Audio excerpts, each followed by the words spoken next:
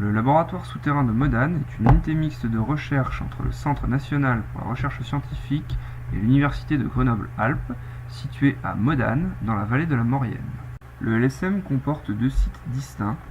Le premier, situé dans la vallée, permet d'accueillir le personnel permanent, les utilisateurs du laboratoire, mais aussi les visiteurs grand public.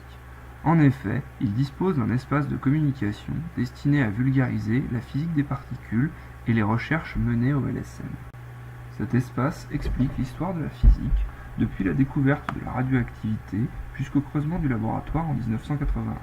Il présente aussi la recherche moderne effectuée en ce moment au LSM. Le second site est le laboratoire à proprement parler. Il est situé au milieu du tunnel du Fréjus. Pour s'y rendre, il faut emprunter un véhicule spécial depuis le bâtiment, car la science n'attend pas. C'est une cavité de 3500 m3 à l'abri des rayonnements cosmiques, située sous 1700 mètres de roche. Les étoiles et les objets galactiques émettent des particules qui interagissent avec l'atmosphère terrestre. Les rayonnements cosmiques secondaires, ainsi formés, sont majoritairement arrêtés par la montagne. Sur 10 millions de muons, seuls 4 traversent la montagne pour atteindre le LSM. Le LSM accueille des expériences avec des thèmes de recherche basés sur la détection d'événements rares. Généralement, ces expériences sont aussi sensibles à la radioactivité.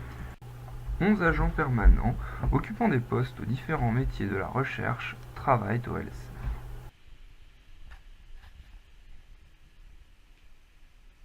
Le neutrino est une des particules les plus abondantes et paradoxalement parmi les plus mystérieuses de notre univers. En effet, le neutrino possède une masse, mais celle-ci n'a pas encore été mesurée. Une façon de mesurer cette masse serait de détecter un phénomène très rare, la double décroissance bêta, dont la demi-vie est directement reliée à la masse du neutrino. L'expérience SuperNEMO, installée au LSM, cherche à mesurer la décroissance double bêta de l'isotope 82 du sélénium. La décroissance bêta simple est un phénomène classique de la radioactivité. Un noyau décroît en un autre noyau en émettant un électron et un antineutrino. La double bêta, quant à elle, se caractérise par l'émission de 2 électrons et de 2 antineutrinos. C'est un phénomène très rare. L'objectif de SuperNEMO est de détecter cette double bêta sans émission de neutrinos, ce qui est la clé pour obtenir la masse du neutrino. La source de sélénium 82 émet 2 électrons. Ceux-ci traversent un plan Geiger où leur trajectoire est analysée et enregistrée, puis leur énergie est mesurée à l'aide de plastiques scintillants couplés à des photomultiplicateurs. Le détecteur doit être exempt de toute radioactivité, car celle-ci pourrait créer un faux signal masquant la double bêta. De plus, le détecteur est lourdement blindé afin de ne pas être perturbé par la radioactivité de la roche. La matière noire fait partie des grandes questions de la physique moderne. En effet, notre univers serait composé de seulement 5% de matière telle que nous la connaissons et de 27% de matière noire ainsi que de 68% d'énergie noire. Cette matière noire posséderait 2 propriétés fondamentales, 1 celle d'avoir une masse et 2 celle de ne pas interagir avec la lumière, ce qui veut dire qu'elle ne reçoit ni n'émet aucune forme de lumière. Elle est nécessaire pour expliquer l'existence des galaxies et leur vitesse de rotation, ainsi que certaines autres propriétés galactiques. L'expérience Edelweiss cherche à mesurer l'interaction entre une particule de matière noire et un noyau de germanium. Ce choc produit une élévation de température et une charge électrique. Cette température est de l'ordre du microdegré, ce qui nécessite d'avoir un détecteur refroidi aux alentours du zéro absolu pour pouvoir détecter un signal. Ce choc de matière noire peut être imité par le passage d'un neutron ou l'interaction de la radioactivité, ce qui oblige l'expérience Edelweiss à être lourdement blindée. Cependant, Edelweiss n'est pas la seule expérience qui cherche à détecter la matière noire au LSM. Le détecteur CEDIN cherche lui aussi à détecter le passage de la matière noire au LSM.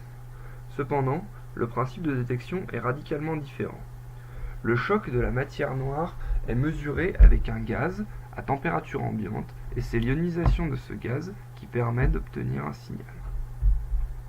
Le gaz est contenu dans une sphère qui permet une mesure très précise du signal.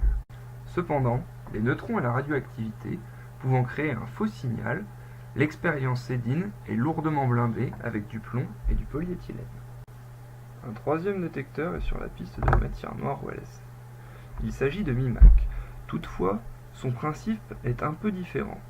Il s'agit cette fois-ci de détecter le recul, mais aussi la direction de ce recul afin de supprimer un maximum de bruit de fond. Le LSM accueille 18 détecteurs germanium.